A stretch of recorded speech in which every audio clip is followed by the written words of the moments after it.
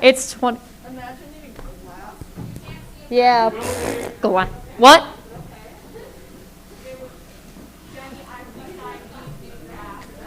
Oh, I think you. Okay. Oh my god. Dude, even with your thick prescription, bruh, like you got. Okay, are we ready for the first? Then you have to wait for the music. Right. Okay. Wait. So when the music. Do it. It stops. It will be timed. Right now the timing is not set right. I think it's 22 seconds. We're going to make it closer to 15, but you just pay attention. Okay. Sounds good.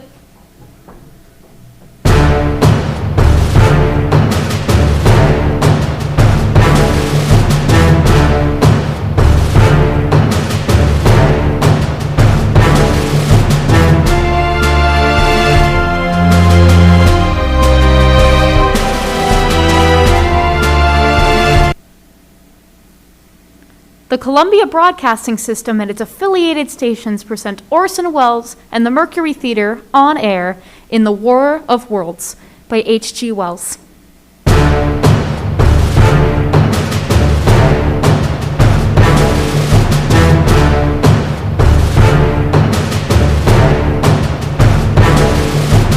Ladies and gentlemen, the director of the Mercury Theater and star of these broadcasts, Orson Welles. We know now that in the early years, is this thing on? Hello?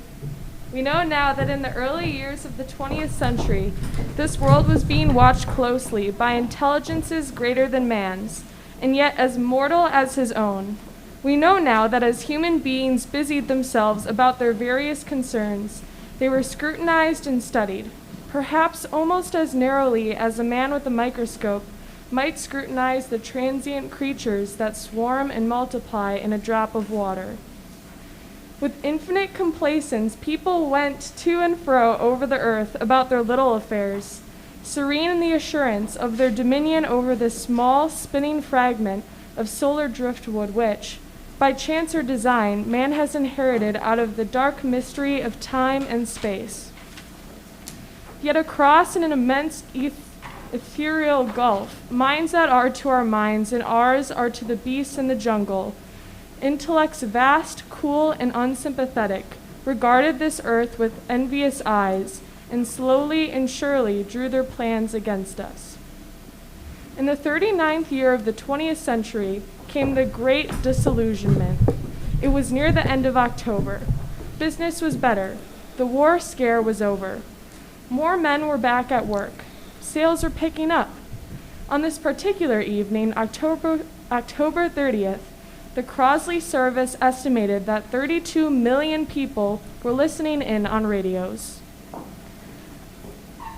For the next 24 hours, not much change in temperature.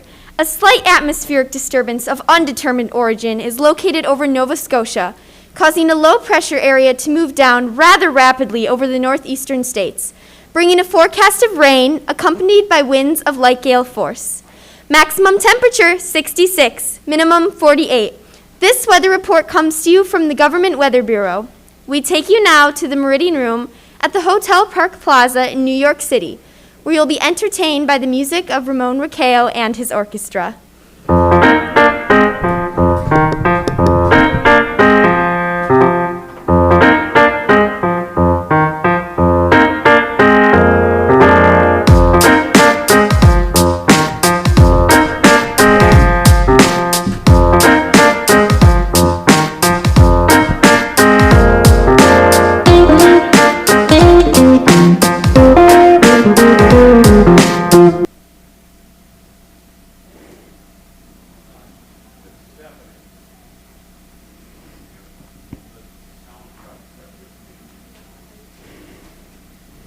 Ladies and gentlemen, here's the latest bulletin from the Intercontinental Radio News.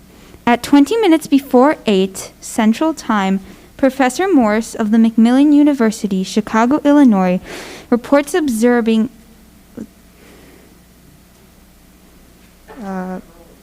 several explosions of incandescent gas occurring at regular intervals on the planet Mars.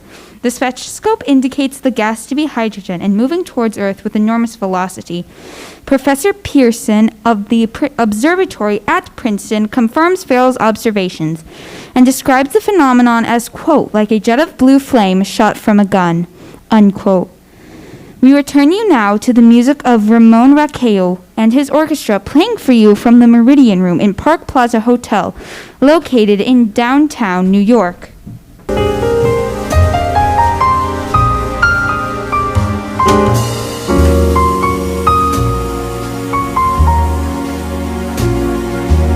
Right here.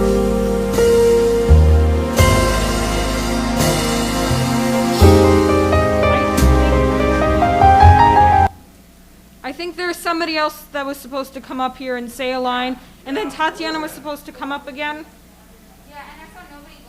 Oh, it was Bella, she was changing, that's why. Keep going. For my line?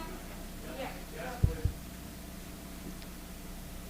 And now a tune that never loses favor, the ever-popular Stardust, Ramon Raquel and his orchestra.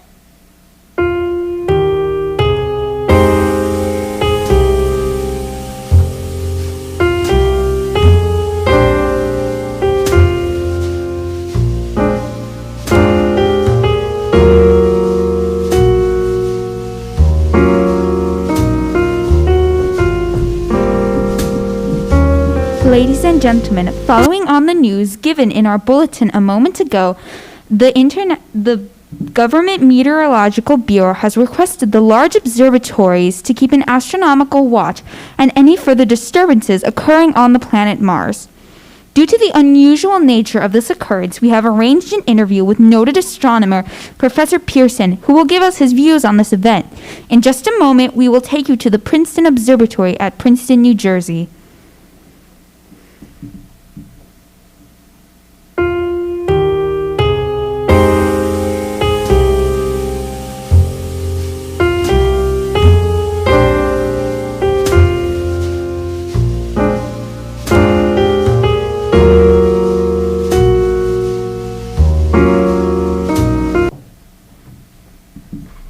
Ladies and gentlemen, we are ready now to take you to the Princeton Observatory, where Carla Phillips, our commentator, will be interviewing Professor Richard Pearson, famous astronomer. We take you now to Princeton, New Jersey. Good evening, ladies and gentlemen. This is Carla Phillips speaking to you from the observatory at Princeton. I'm standing in a large semicircular room, pitch black except for an oblong slit in the ceiling. Through this opening, I can see a sprinkling of stars that cast a kind of frosty glow over the intricate mechanisms of the huge telescope. The ticking sound you hear is the vibration of the clockwork. Professor Pearson stands directly beside me on a small platform, peering through the giant lens. I ask you to be patient, ladies and gentlemen, during any delay that may arise during our interview. Besides his ceaseless watch of the heavens, Professor Pearson may be interrupted by telephone or other communications. During this period, he is in constant touch with the astronomical centers of the world. Professor, may I begin our questions? At any time, Mrs. Phillips. Professor, would you please tell our radio audience exactly what you observe through the telescope? Would you please tell the radio audience exactly what you observe on the planet Mars through your telescope? Nothing unusual at the moment, Mrs. Phillips. A red disk swimming in a blue sea. Transverse stripes across the disk. Quite distinct now because Mars happens to be the point nearest the Earth. In opposition, as we call it. In your opinion, what do these transverse stripes signify, Professor? Not canals, I can assure you, Mrs. Phillips. I see. Although, that is the popular conjecture of those who imagine Mars to be inhabited. From a scientific viewpoint, the stripes are merely the result of atmospheric conditions particular to the planet. Then you're quite convinced as a scientist that living intelligence as we know it does not exist on Mars? I'd say the chances are 1,000 to 1. And yet, how do you account for these gas eruptions occurring on the surface of the planet at regular intervals? Mrs. Phillips, I cannot account for it. By the way, for the benefit of our listeners, how far is Mars from Earth? Approximately 40 million miles. Well, that seems a safe enough distance. Thank you. Just a moment, ladies and gentlemen. Someone has just passed Professor Pearson a message. While he reads it, let me remind you that we are speaking to you from the observatory at Princeton, bringing you a special interview with world-famous astronomer Professor Pearson. Oh, one moment, please. Professor Pearson has just handed me a message which he has just received. May I read the message to our listening audience? Certainly, Mrs. Phillips. Ladies and gentlemen, I shall read you a wire addressed to Professor Pearson from Dr. Gray of the National History Museum, New York. Quote, 9:15 p.m. Eastern Standard Time. Seismograph registered shock of almost earthquake intensity occurring within a radius of 20 miles of Princeton. Please investigate. Signed, Lloyd Gray, Chief of Astronomical Division. Unquote. Professor, could these occurrences possibly have anything to do with the eruptions observed on the planet Mars? Hardly, Mrs. Phillips. This is probably a meteorite of unusual size, and its arrival at this particular time is merely a coincidence. However, I shall conduct a search as soon as daylight permits. Thank you, Professor. Ladies and gentlemen, for the past 10 minutes, we've been speaking to you from the observatory at Princeton, bringing you a special interview with Professor Pearson, noted astronomer. This is Carla Phillips speaking. We are returning you now to our New York studio.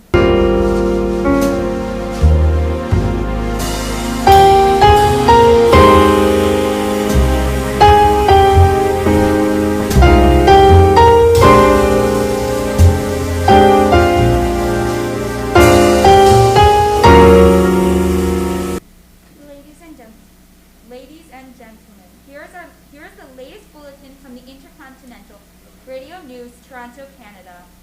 Professor Morse of the Macmillan University reports observing a total of 3 explosions occurring on the planet Mars between the hours of 7:45 p.m. and 9:20 p.m. Eastern Standard Time. This confirms earlier reports received by American observatories. Now, nearer home comes a special bulletin from Trenton, New Jersey. It is stated that at 8:50 p.m., a huge object believed to be a meteorite struck in the farm of the neighborhood of Grover's Mill, New Jersey. The flash in the sky was visible within a radius of hundreds of meters, and the noise impact heard as far north as Elizabeth, New Jersey. We have dispatched a special mobile unit to their scene, where our commentator, Carla Phillips, will give you a word picture of the scene as soon as she can reach them from Princeton. In the meantime, we take you to the Meridian Room, where Bobby Millett and his orchestra are offering a special program of dance music.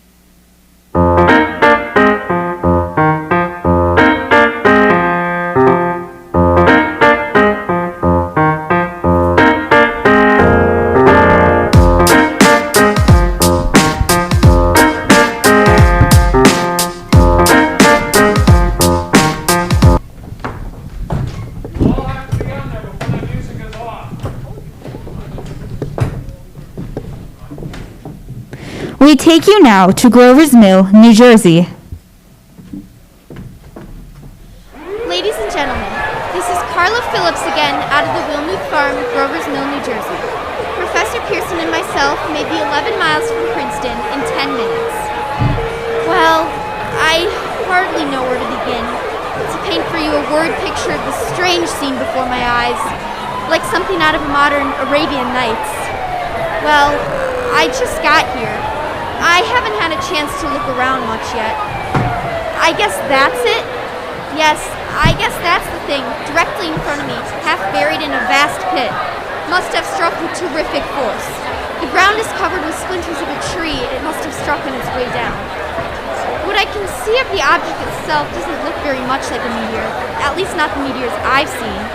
It looks more like a huge cylinder. It has a diameter of, what would you say, Professor? What would you say? What is the diameter of this? About 30 yards. About 30 yards. The metal on the sheath is, well, I've never seen anything like it. The color is sort of yellowish white. Curious spectators now are pressing close to the object in spite of the efforts of the police to keep them back. They're getting in front of my line of vision. Would you mind standing to one side, please? One side there, one side. Well, the police are pushing the crowd back. Here's Mr. Wilmuth, owner of the farm here. He may have some interesting facts to add. Line. Anybody? Mr. Wilmuth, tell. Oh, yeah, okay. Mr. Wilmuth, could you please tell our radio audience as much as you remember of this rather unusual event? Step closer, please. Ladies and gentlemen, this is Mr. Wilmuth. Well, I was listening to the radio. Closer and louder, please. Pardon me? Louder, please, and closer. Yes, ma'am. I was listening to the radio and kind of drowsing. That professor fellow was talking about Mars, so I was half dozing and half... Yes, Mr. Wilmuth, and then what happened? Well, as I was saying, I was listening to the radio kind of halfways.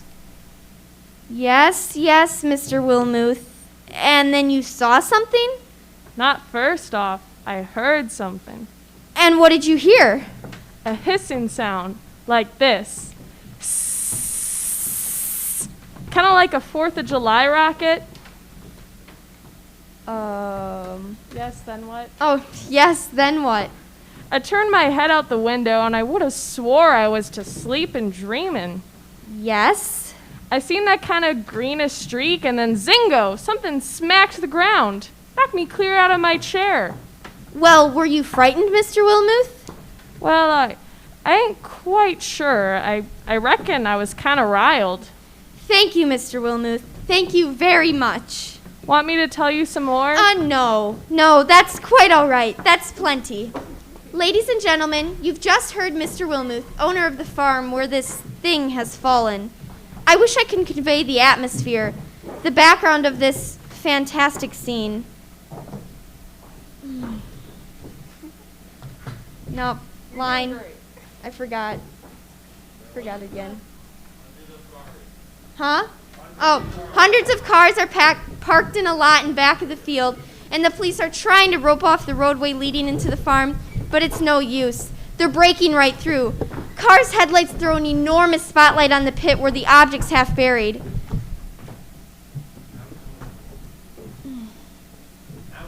Oh, now some of the more daring souls venture near the edge.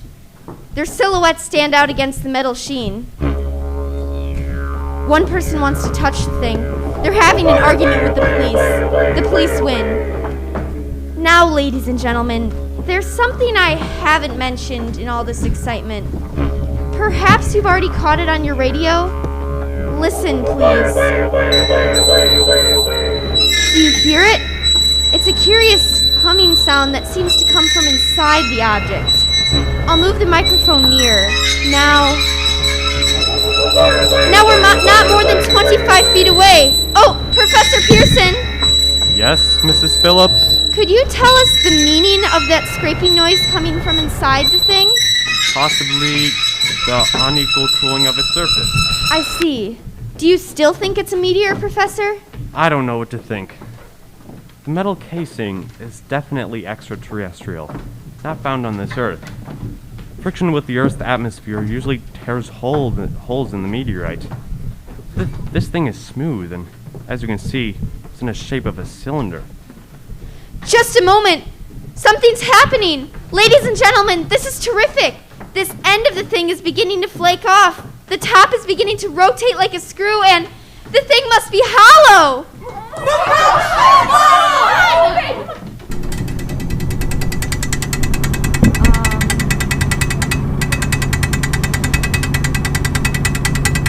Ladies and gentlemen, this is the most terrifying thing I've ever witnessed. I can't find... I'm sorry, I'm totally blanking. What? Wait a minute. Someone's crawling out of the hollow top. Someone or something. I can see peering out of that two luminous discs. Are they eyes? It might be a face. It might be...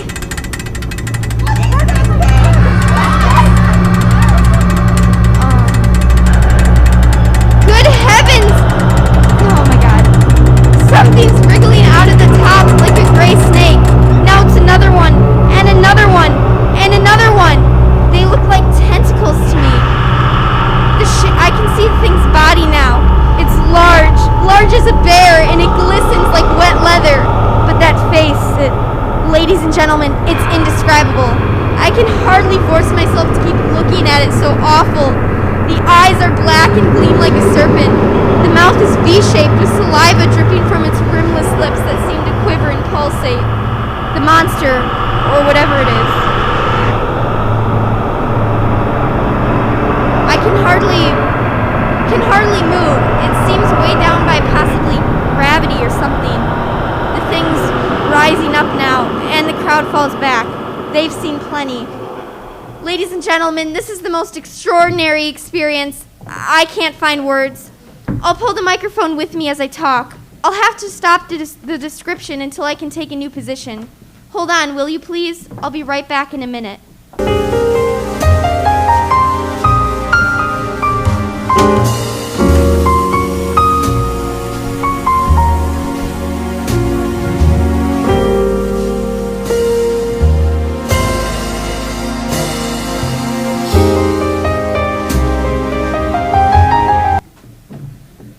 Bringing you an eyewitness account of what's happening at Grover's Mill, New Jersey. We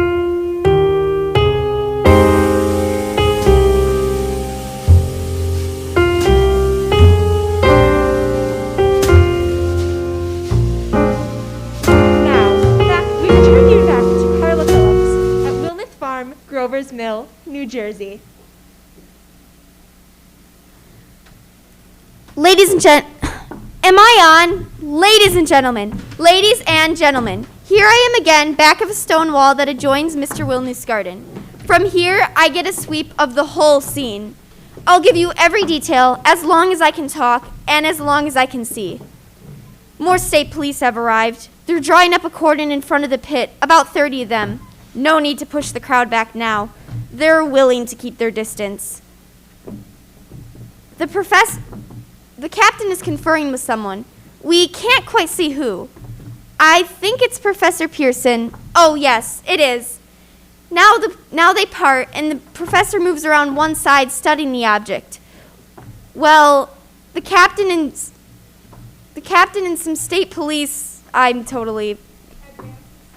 with something in their hands. It's a white handkerchief tied to a pole, a flag of truce. If the creature knows what that means, what anything means.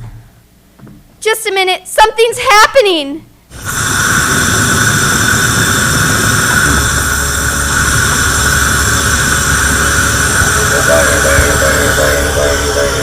A hump shape rises out of the pit.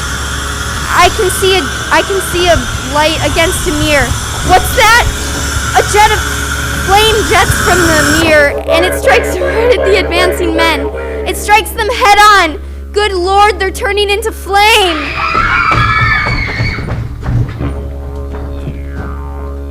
Now the whole field's caught fire. The woods, the barns, the gas tanks of automobiles.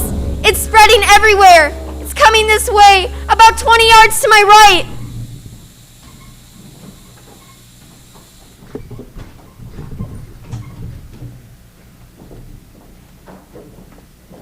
Ladies and gentlemen, due to circumstances... Hold on a second. Hold on. You're fine, Maddie. You waited for the light. I get it. But I just did one technical issue over here. The moment you see what's on so you're going to have to be put together. The moment you see it,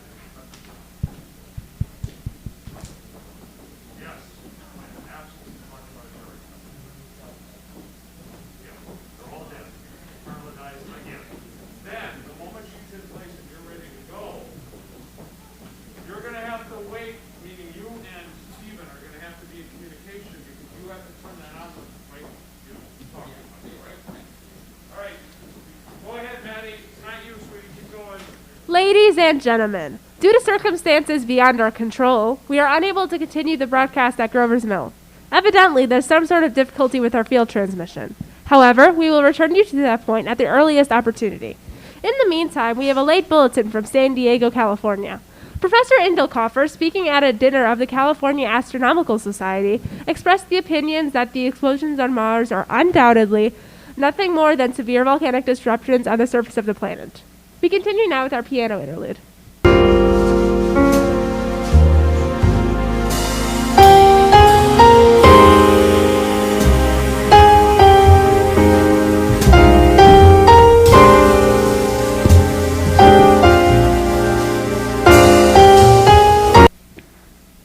Ladies and gentlemen,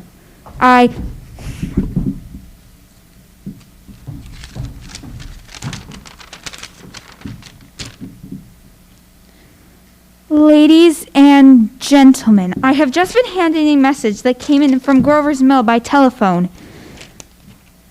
It is a brief statement that 40 people, including 6 state troopers, lie dead in a field east of the village of Grover's Mill, New Jersey. Their bodies burned and destroyed beyond all possible recognition. The next voice that you will hear will be that of Brigadier General Montgomery Smith, commander of the state militia at Trenton. Quiet for a second, please. We have to stop for a minute. All actors, just hang loose for a second. Steven, put on our lights in the middle. Caden, Evan, I need that platform, that right there. Oh, that up here. Megan, come here, honey. You need 3 people on it. Where do you want? Down. So, right here, right? What? Yeah. We need these lights on our way. Take the hot boxes and put them down on the floor. Take those 2 hot boxes, put them on the floor.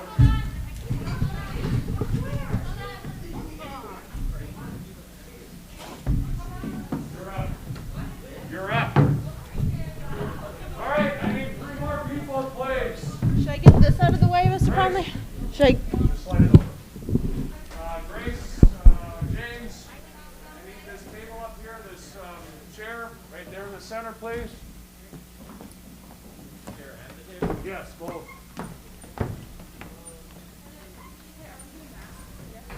No, we're not doing that, right, Brett? No, not for that.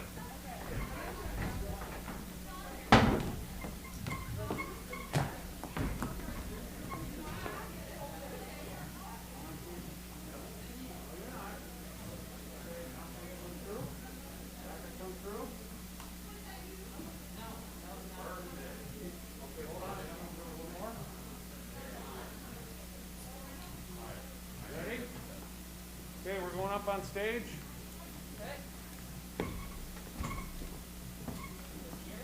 Keep going. We gotta go into the center. How you doing, Crutchy? Good, how are you? Good. Sydney, I need that typewriter over there, please. Hello. There you go. Do you like the fit?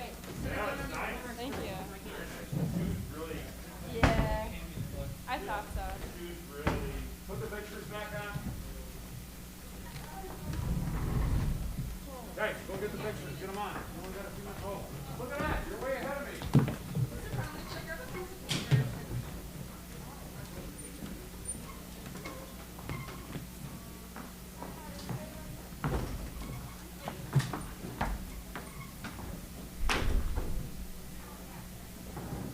Yep.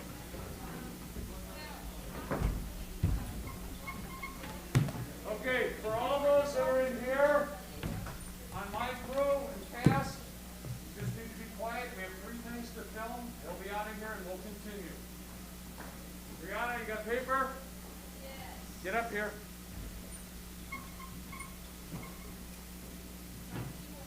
Okay, my crew, don't move. You're straight.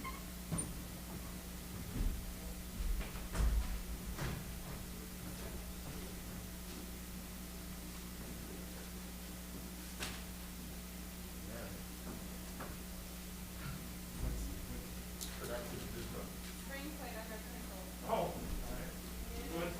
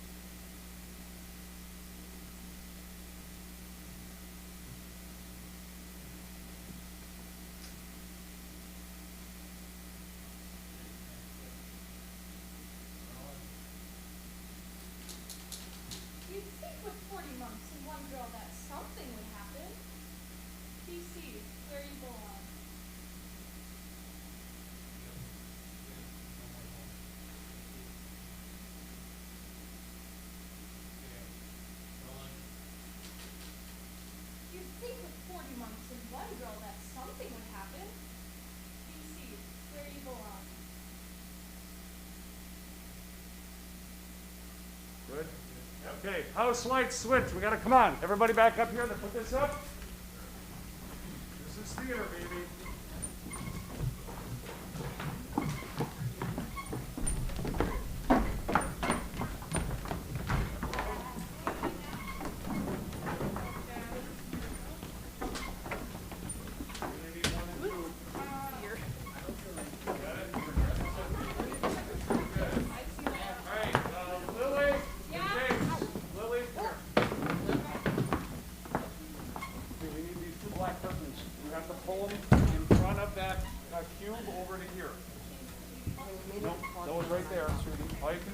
In front.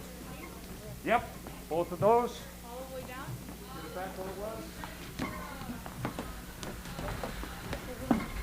Oh, hold on. Is Miss Shot going first? No, I'm sorry. That's Miss Shot. So the first one is the city back row. My apologies. That's okay.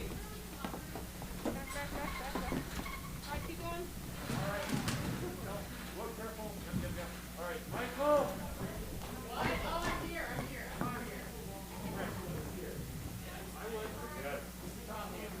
Good. Get up there. House lights off. I don't.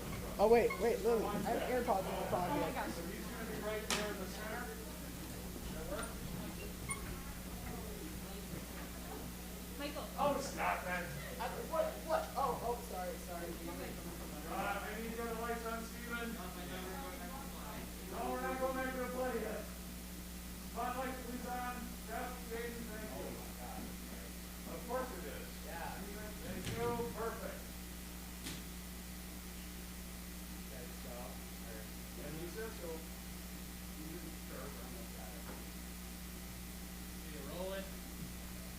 Clothing truly for ladies and gents. BC, where you belong.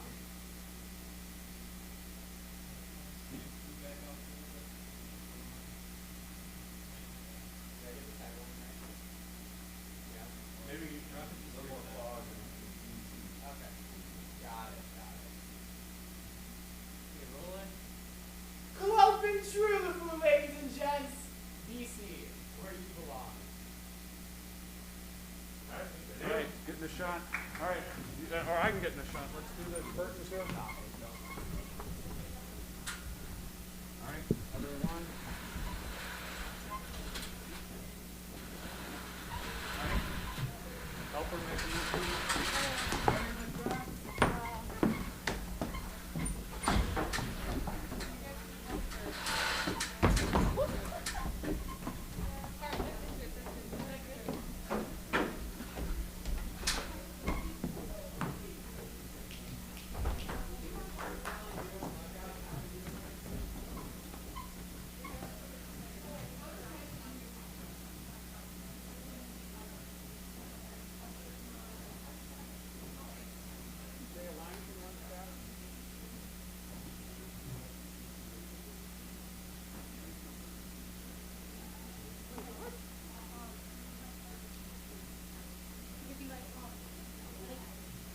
lights back up again the way we had them a second ago, please. Spot, Steven.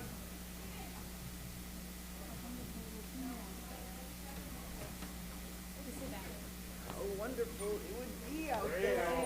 BC, where you belong. Yep. Works for me. Steven, lights, please. No, not for the play, for this thing again, and then we'll go back to the play. What you had up a moment ago, Steven. Let's give Nishant a round of applause. All right. Steven, can you get the source 4s on too, please? All right, is that bright enough?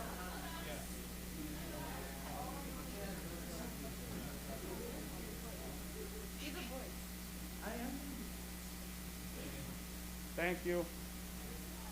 That's perfect.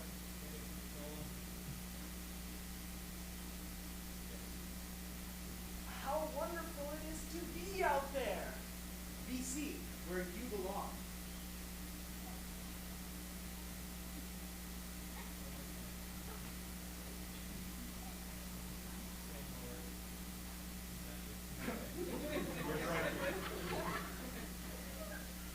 How wonderful it is to be out there.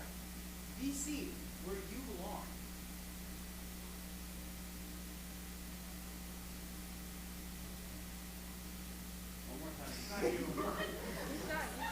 enjoying it. I'm not. Okay.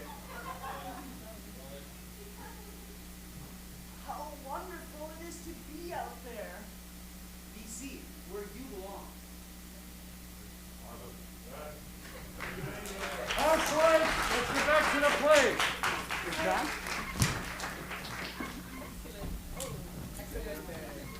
All right, housewives, let's get back to our play, please.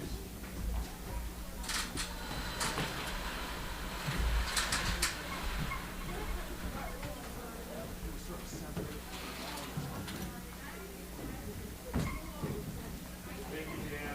You bet. That's what you wanted, right? That's perfect. Good, perfect. Okay, right there. You put her mic back here. 416. Yeah. You're not that bad. Oh, this is supposed to get started. Yeah, we're playing on house money. There you go. Okay, where are we at in our play? General, all right, let's get the table back up with the microphone. Whoever was on table duty, I'll get this picture out of the way.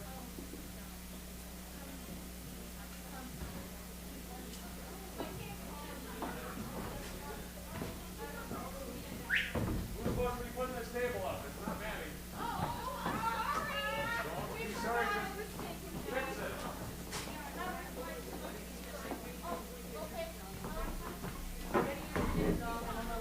All right, the moment this is done, you guys are ready. It has to be on this side. Just FYI. It has to be on this side.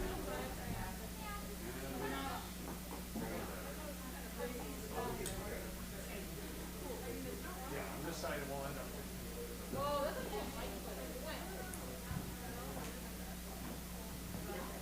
All right.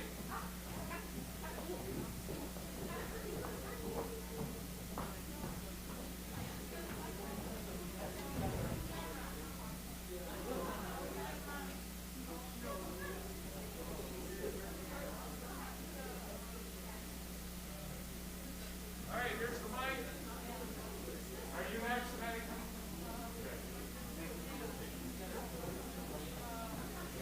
Caroline.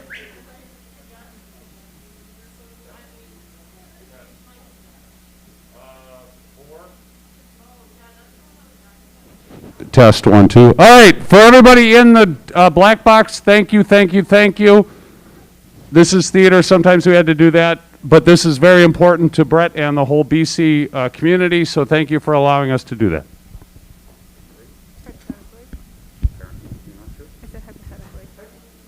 All right, are we ready? It was Maddie's cue. Let's turn the house lights off. Keep on going.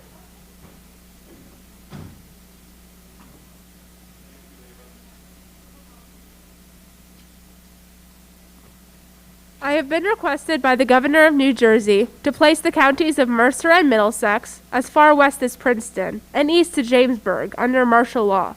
No one will be permitted to enter these areas unless with a pass issued by state or military authorities. 4 troops of state militia are proceeding from Trenton to Grover's Mill and will aid in the evacuation of homes within the range of military operations. Thank you.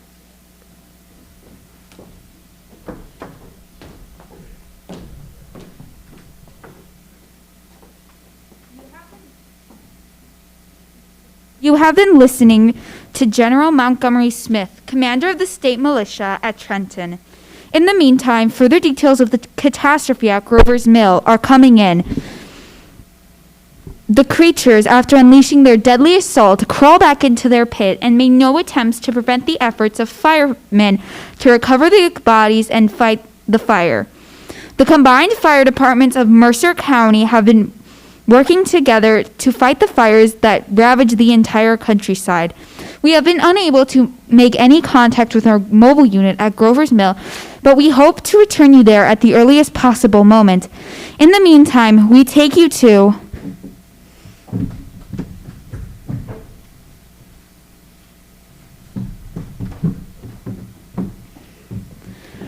Ladies and gentlemen, I have just line. Okay. Ladies and gentlemen, I have just been informed that we have finally been able to establish communication with an eyewitness of the tragedy. Professor Pearson has been located at a farmhouse near Grover's Mill where he has set up an emergency observation point. As a scientist, he will give you his explanation of the calamity. The next voice you will hear will be that of Professor Pearson, brought to you by a direct wire. Professor Pearson? Of the creatures in the rocket cylinder at Grover's Mill, I can give no authoritative information, either to their nature, their origin, or their purpose here on Earth. Of their destructive instrument, I might venture some conjectural explanation. For want of a better term, I shall refer to this mysterious weapon as a heat ray. It's all too evident that these creatures have scientific knowledge far in advance of our own. What? It's my guess that in some way they are able to generate an intense heat in a chamber of practically absolute no conductivity. The intense heat that they project in a parallel beam up against any object they choose. By means of a polished parabolic mirror of unknown composition, much as a mirror of a lighthouse projects a beam of light. This is my conjecture of the origin of the heat ray.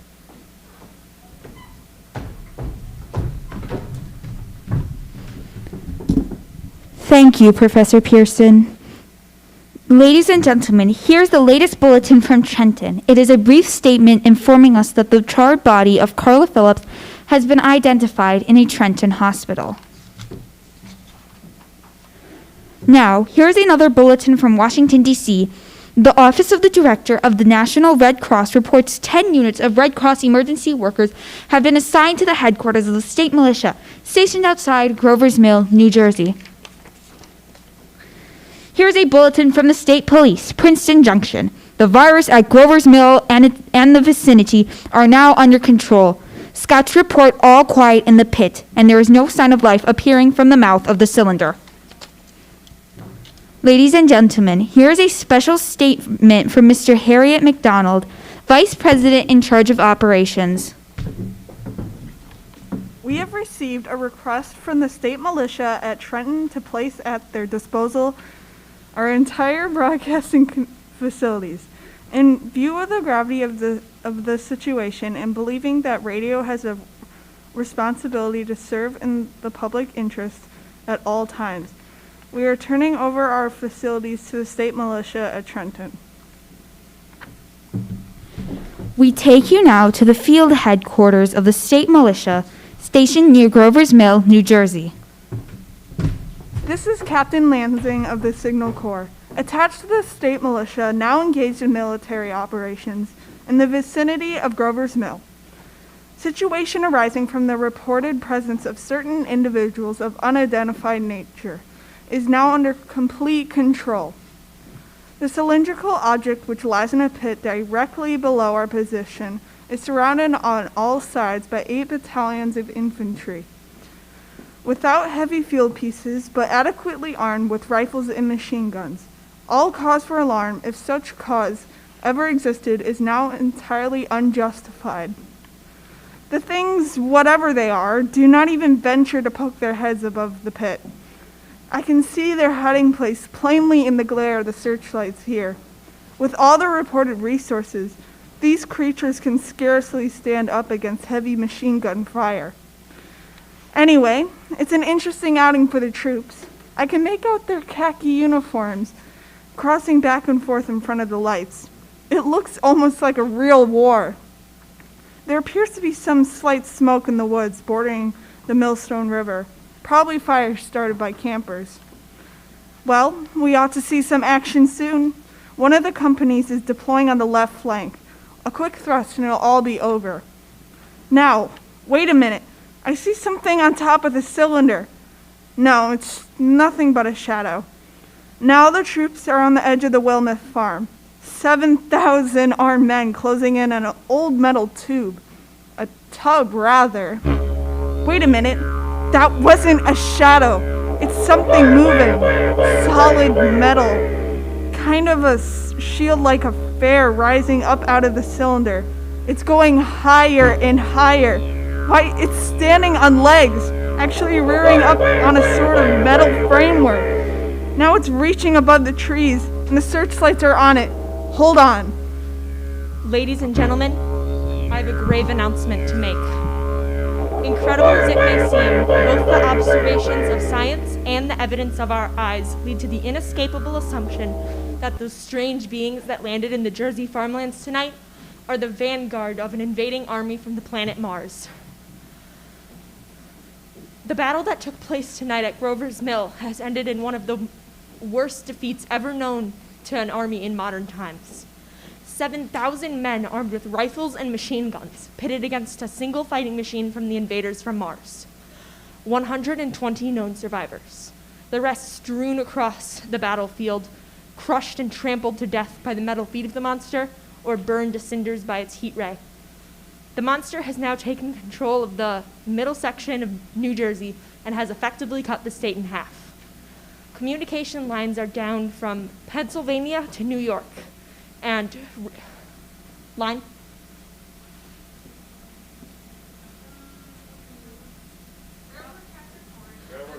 railroad tracks are torn and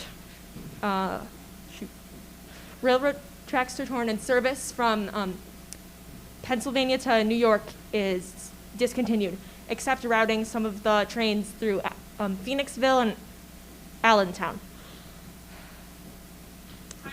Highways to the north, south, and west are clogged with frantic human traffic. Police and army reserves are unable to control the mad flight. It is by morning, it is the towns of Trenton, Camden, and Philadelphia, it is estimated, will be twice their normal population. Martial law prevails throughout New Jersey and eastern half of Pennsylvania. Now, a special broadcast. We take you to Washington to hear on the national emergency, the Secretary of the Interior. Citizens of the nation, I shall not try to conceal the gravity of the situation that confronts the country, nor the concern of your government in protecting the lives and property of its people.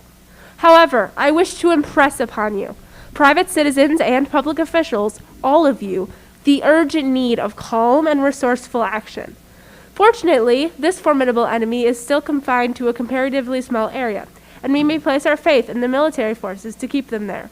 In the meantime, placing our faith in God, we must continue our duties, each and every one of us, so that we may confront this destructive adversary with a nation united, courageous, and consecrated to the preservation of human supremacy on this earth.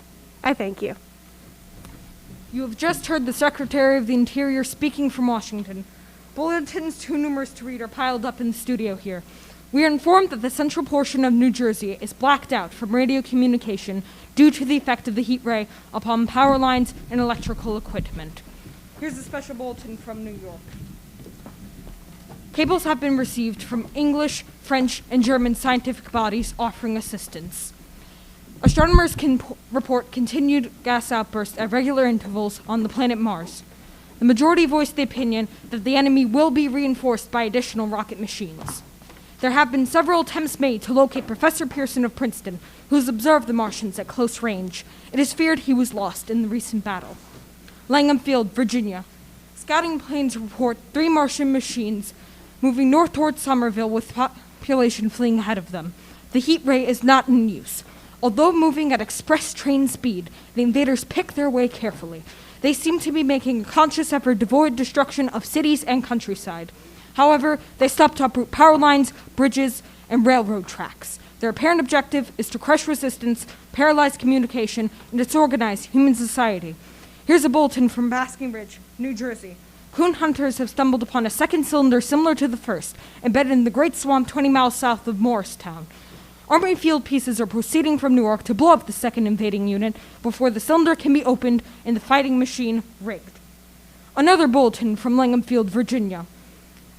Enemy machines, now 3 in number, increasing speed northward, taking over houses and trees in their evident haste to form a conjunction with their allies south of Morristown. Machines also sighted by a telephone operator within 10 miles of Winston Field, Long Island. A fleet of Army bombers carrying heavy explosives are flying north in pursuit of enemy. Scouting planes act as guides. They keep the speeding enemy in sight. Just one moment, please, ladies and gentlemen.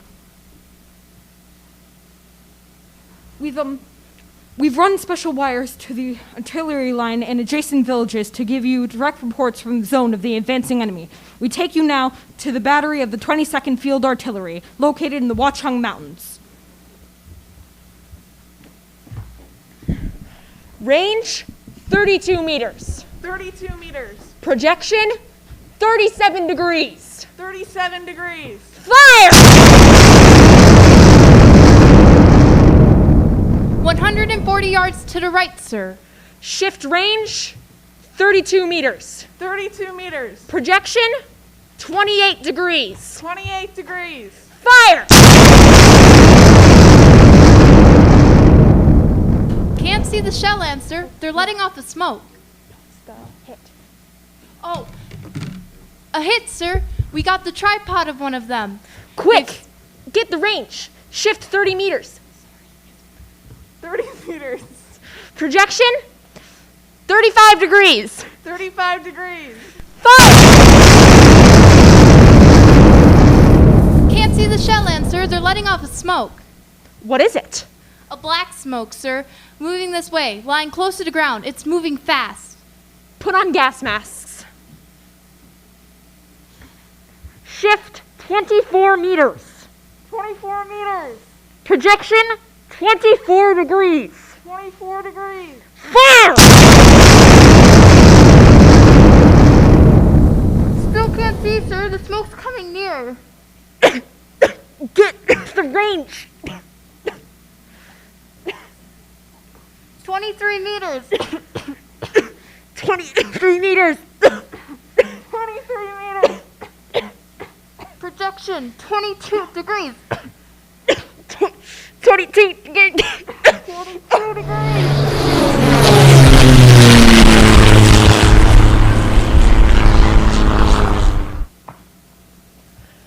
This is Army bombing plane V-843 off Bayonne, New Jersey. Lieutenant Vogt, commanding 8 bombers, reporting to Commander Fairfax, Langham Field.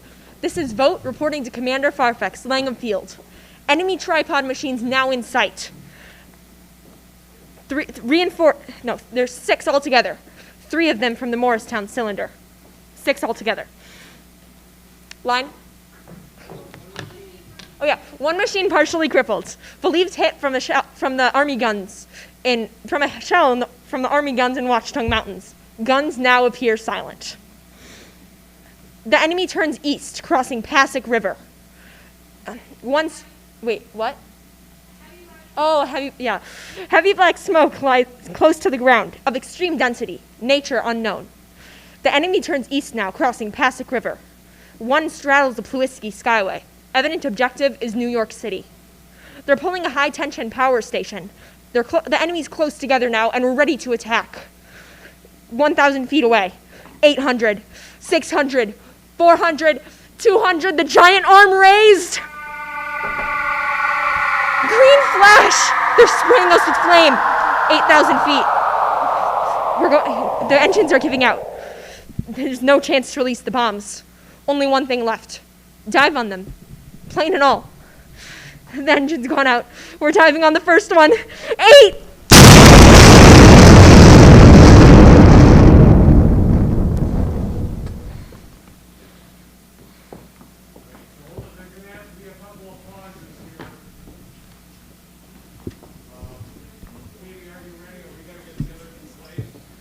Yeah, I'm ready, but I don't know. I can't see. Yeah, I think they are. Everyone else ready? I just want to make sure everyone was in. Am I supposed to have a hat? What? No. Are we it's all- my line. Oh, yeah. It's my line. Just hers. All right. So, are you ready? Okay. Go ahead. This is Bayonne, New Jersey, calling Langham Field. This is Bayonne, New Jersey, calling Langham Field. Come in, please. This is Langham Field. Go ahead. 8 Army bombers in engagement with enemy tripod machines over Jersey Flats. Engines incapacitated by heat ray. All crash. 1 enemy machine destroyed. Enemy now discharging heavy black smoke in direction of... This is Newark, New Jersey. This is Newark, New Jersey. Warning, poisonous black smoke pouring in from Jersey marshes. Reaches South Street. Gas masks, useless. Urge population to move into open spaces. Automobiles use routes 7, 23, 24. Avoid congested areas. Smoke now reaches Raymond Boulevard. 2X2L calling CQ. 2X2L calling CQ. 2X2L calling 8X3R. Come in, please. This is 8X3R coming back at 2X2L. How's reception?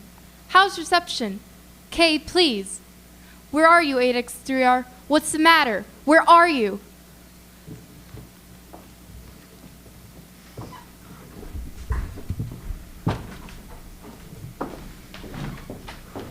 right, so there'll be a blackout.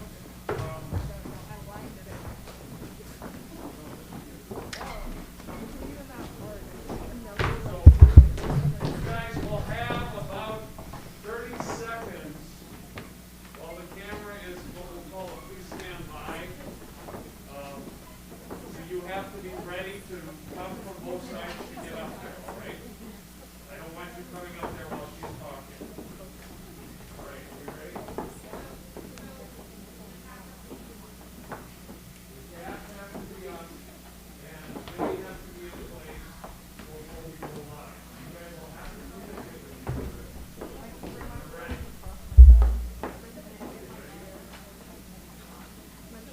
All right, Scott and Jenny.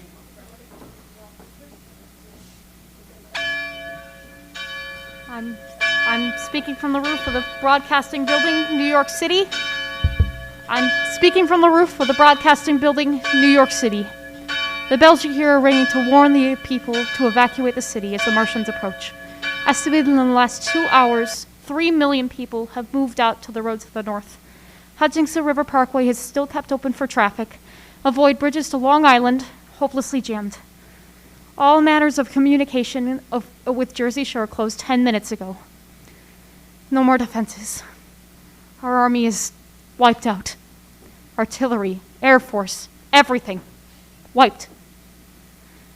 This may be our last broadcast. We'll stay here till the end.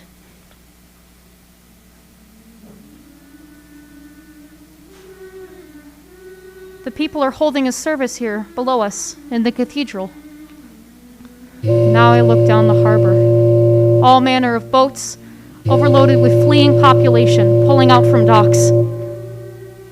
Streets are jammed, noise and crowd like New Year's Eve in city. Wait a second. The enemy is now in sight above the Palisades. Five great machines. The first one is crossing the river. I can see it from here. Wading the Hudson like a man wading through a brook. I have a bulletin here with me. Martian cylinders are falling all over the country. One has been spotted in Buffalo, in Chicago, in St. Louis. They seem to be timed and spaced.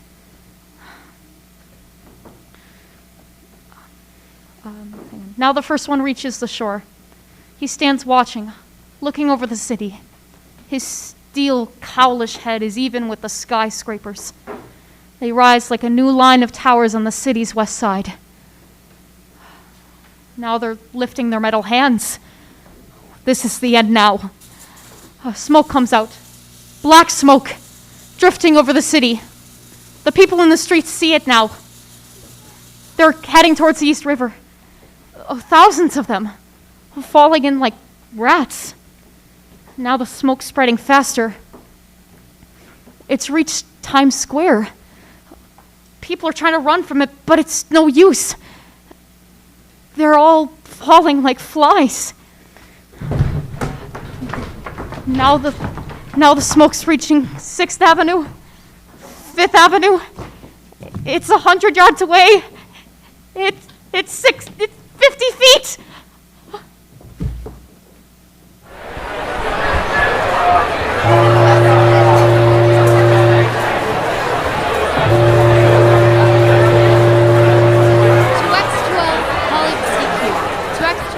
calling CQ.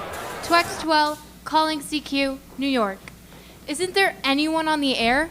Isn't there anyone on the air? Isn't there anyone?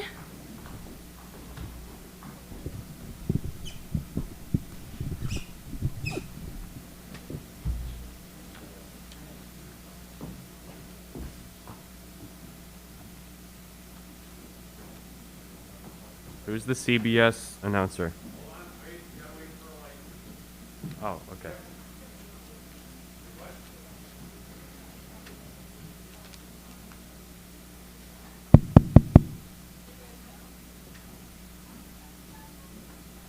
I think it's Andrew.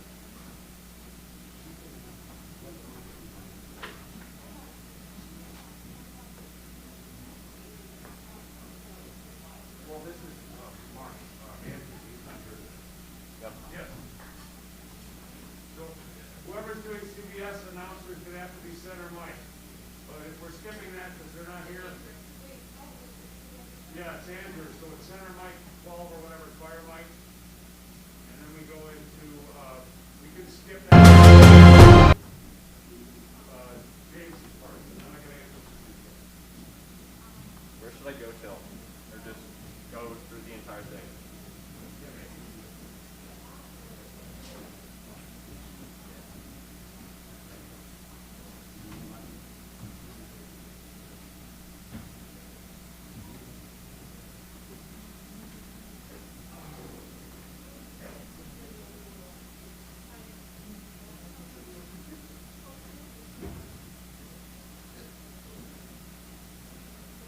So Dave, we're skipping Andrew's part. The course is center, spotlight, scheme, you know where we're at. Should I go all the way through? Now we're going directly to James. Should I go Spotlight open. all the way through? All, Go ahead, the camera ready? all right. Go. As I set down these notes of paper, I'm obsessed by the thought that I may be the last living man on earth. I have been hiding in this empty house near Grover's Mill, a small island of daylight cut off by the black smoke from the rest of the world. All that happened before the arrival of these monstrous creatures in the world now seems part of another life, a life that has no continuity with the present. Further existence of this lonely derelict whose pencils these words on the back of some astronomical notes bearing the signature of Richard Pearson. I look at my blackened hands, my torn shoes, my tattered clothes, and I try to connect them with a professor who lives in Princeton, and who on the night of